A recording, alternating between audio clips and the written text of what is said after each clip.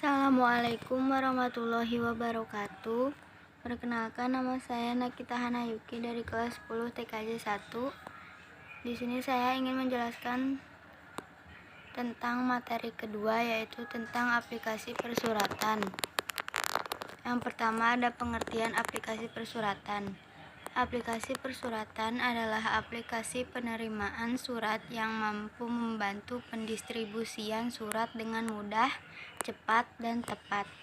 Pendistribusian dapat dilakukan secara otomatis dan dapat diawasi mengenai surat yang belum terdistribusikan. Pada aplikasi ini, menjadikan surat digital lebih mudah untuk dikoordinasi dan dikontrol.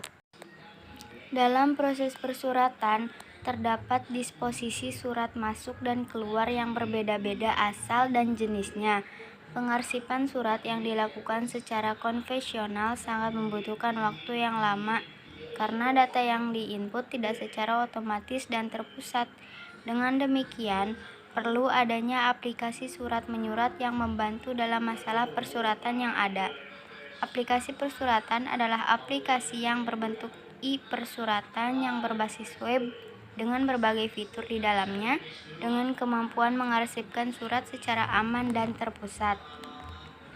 Manfaat aplikasi persuratan. Aplikasi persuratan bermanfaat untuk membantu dalam hal pendistribusian surat dengan menjadikan distribusi surat menjadi lebih cepat dan memudahkan identifikasi surat yang belum terdistribusikan. Selain itu, menjadi aplikasi penomoran surat otomatis yang mengurangi kesalahan dalam penomoran surat.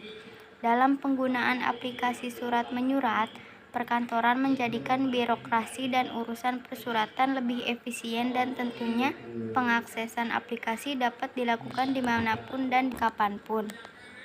Beberapa aplikasi persuratan, yaitu yang pertama ada Google Gmail, yang kedua ada Yahoo Mail, yang ketiga ada Outlook. Google Gmail. Gmail atau Google Mail adalah layanan surel atau email yang dikembangkan oleh Google dalam bentuk web HTTPS. Dengan Gmail, seseorang dapat saling berkirim surat atau pesan elektronik melalui jaringan internet. Gmail diluncurkan pada 1 April 2004 dalam bentuk beta. Pada 7 Februari 2007, Gmail diluncurkan secara publik meskipun masih dalam bentuk beta. Gmail baru keluar dari status beta pada 7 Juli 2009. Manfaat Google Gmail. Yang pertama, integrasi dengan semua produk Google. Seperti yang penulis katakan di atas, integrasi dengan semua produk Google memudahkan pengguna untuk mengakses setiap layanan yang tersedia. Pengguna tidak perlu daftar layanan apabila telah memiliki email Gmail. Salah satu contohnya adalah Google Play Store dan perangkat Android yang mana pengguna bisa mencari dan mengunduh aplikasi secara bebas tanpa perlu mendaftar akun. 2. Sangat minim dengan spam. Gmail merupakan layanan email yang super cerdas yang mana mampu memetakan email spam dengan email yang bukan spam. Fitur ini tentu sangat bermanfaat bagi pengguna sehingga pengguna tidak perlu khawatir dengan banyaknya spam dan notifikasi yang masuk. Lalu kemana email yang spam yang masuk? Email yang dianggap spam oleh Gmail secara otomatis masuk ke dalam label spam. 3. Prioritas untuk layanan atau platform lain. Ketika menggunakan email Gmail, pengguna akan memiliki prioritas ketika mendaftar atau menggunakan layanan lain. Contohnya ketika mendaftar Pinterest, pengguna tidak perlu menuliskan data diri, membuat username, password, dan lainnya. Pinterest telah dilakukan integrasi dengan akun Google, sehingga pengguna cukup login dengan akun Google. Kelebihan Google Gmail. Yang pertama, jarang mengalami down. Sumber daya yang cukup besar membuat Gmail berjalan sangat stabil. Sejauh ini, Gmail sangat jarang mengalami masalah, terutama down. Yang kedua, dapat login lebih dari satu akun. Gmail mengizinkan pengguna untuk login ke lebih dari satu akun.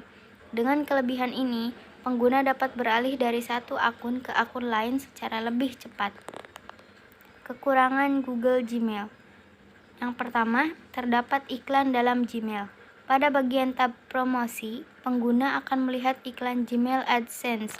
Biasanya ada 2 jenis iklan yang tampil, namun hal tersebut bersifat tidak pasti, terkadang tampil dan terkadang tidak tampil.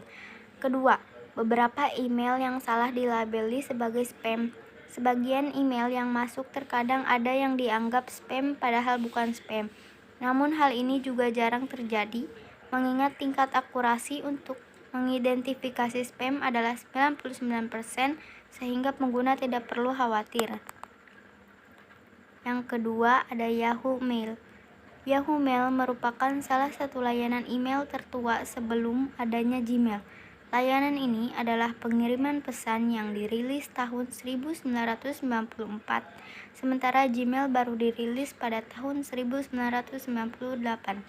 Kegunaan utama dari Yahoo Mail adalah untuk saling mengirim pesan berbentuk teks, gambar, dan juga video. Yahoo Mail adalah salah satu dari sekian banyak layanan email yang terbilang sudah lama dan banyak dikenal orang. Bahkan, Yahoo Mail sudah ada sebelum Gmail dari Google. Manfaat Yahoo Mail. Yang pertama, memiliki tampilan yang baru. Tampilan Yahoo Mail sekarang sudah diganti karena mempertimbangkan ukuran layar ponsel yang lebih tinggi. Untuk itu, tampilan terbaru Yahoo Mail membuat pengguna bisa mengakses Yahoo hanya dengan satu tangan dengan bilah navigasi baru yang diletakkan di bawah layar bawah. 2. File dan foto di satu tempat. Yahoo Mail juga sudah punya view yang membuat pengguna bisa mengakses serta navigasi lebih mudah ketika membuka lampiran surat, berkas penting, dokumen perjalanan, dan juga foto yang dikirim pengguna lainnya. Yang ketiga, tema. Pada versi Yahoo terbaru, sekarang sudah dibekali dengan banyak tema, yakni sekitar 14 tema dalam mode gelap serta terang yang bisa digunakan pengguna. 4. Manajemen email berlangganan. Untuk pengguna yang memakai layanan email berlangganan, maka Gmail memberi tampilan baru untuk mempermudah mencari email berlangganan. Tampilan baru ini juga memudahkan pengguna untuk berhenti langganan newsletter, yakni dengan sekali tekan tanpa harus keluar dari aplikasi. Kelebihan Yahoo Mail. Tidak hanya bisa digunakan untuk menerima serta mengirim email, namun juga untuk mencari info serta berita terbaru tanpa harus keluar lebih dulu dari Yahoo Mail. Hal ini berbeda dengan Google yang membuat pengguna harus lebih dulu keluar dari Gmail supaya bisa memperoleh berita terbaru. 2. Memungkinkan pengguna untuk mengunduh banyak jenis file yang terlampir secara sekaligus. Semua file tersebut nantinya juga bisa dijadikan file yang telah terkompresi. Ketiga, ketika mengirim email dari Yahoo Mail, pengguna juga dapat melampirkan data atau file berukuran sampai 25 MB. Yang keempat, apabila komputer mati tiba-tiba ketika sedang menulis email, maka email yang sudah ditulis tersebut akan disimpan pada draft secara otomatis. Nantinya email tersebut bisa diakses kembali ketika membuka Yahoo Mail di HP atau komputer. Kekurangan Yahoo Mail. Yang pertama, store and search. Yahoo Mail kelihatannya tidak mementingkan mesin pencari, sehingga pemakai harus membuat folder-folder untuk mempermudah pencarian. Yang kedua, space atau ruang penyimpanan. Yahoo hanya diberi space 1 GB sedangkan Gmail 2,7 GB. Yang ketiga, email dan forwarding pop. Yang keempat, hanya untuk premium member sedangkan Gmail gratis. Yang kelima, untuk melakukan attachment dengan size cukup besar kadang fail. Yang ketiga, ada Outlook.com. Outlook.com atau yang sebelumnya dikenal dengan nama Windows Light Hotmail, MSN Hotmail, dan seringkali hanya disebut dengan Hotmail, merupakan layanan email berbasis web gratis yang dioperasikan oleh Microsoft sebagai bagian dari Windows Live Group. Manfaat Outlook.com. Yang pertama, akses pesan yang terorganisir. Jika Anda pengguna lama dari Microsoft Outlook, tentunya telah mengetahui akan manfaat yang satu ini. Diketahui bahwa software ini menggunakan sistem folder yang memungkinkan organisasi pesan yang efisien.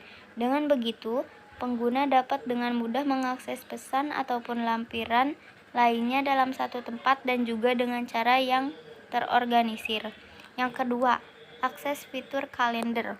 Salah satu poin manfaat yang paling menarik adalah ketika software ini menyediakan cara efektif untuk membuat berbagai jadwal acara, pertemuan, serta perjanjian yang dapat dilihat oleh pengguna. Dengan begitu, Anda dapat mengirim permintaan rapat dengan cepat kepada kontak yang diinginkan dan gunakan tampilan bulan, minggu, ataupun hari untuk mengakses pertemuan yang akan datang. Yang ketiga, meningkatkan produktivitas kerja. Jika melihat pada poin manfaat yang satu ini, saya rasa ada benarnya. Microsoft Outlook merupakan salah satu software yang digunakan untuk kebutuhan pengiriman email. Dengan fitur dan kemampuannya, maka tidak sedikit perusahaan yang memilih Outlook sebagai perantara mereka dengan klien. Mengingat software ini dapat berkontribusi pada kelayakan kerja dan juga dapat meningkatkan kemungkinan produktivitas pengguna di tempat kerjanya. Kelebihan Outlook.com. Pertama, tampilan user friendly. Yang kedua, dapat terhubung ke media sosial.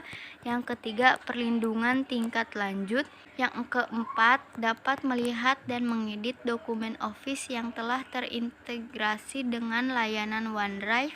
Yang kelima, kapasitas OneDrive versi gratis 5 GB atau bisa dapat ditambah hingga 1 TB.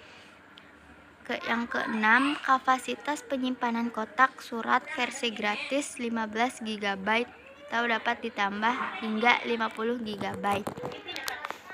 Kekurangan Outlook.com. Yang pertama, fitur terbatas. Untuk pengguna yang memakai Outlook Mail gratis, maka fitur yang disediakan juga terbatas. Selain itu, kapasitas penyimpanan yang disediakan juga hanya 5 GB. Sekian dari saya, mohon maaf bila ada kesalahan kata. Terima kasih. Wassalamualaikum warahmatullahi wabarakatuh.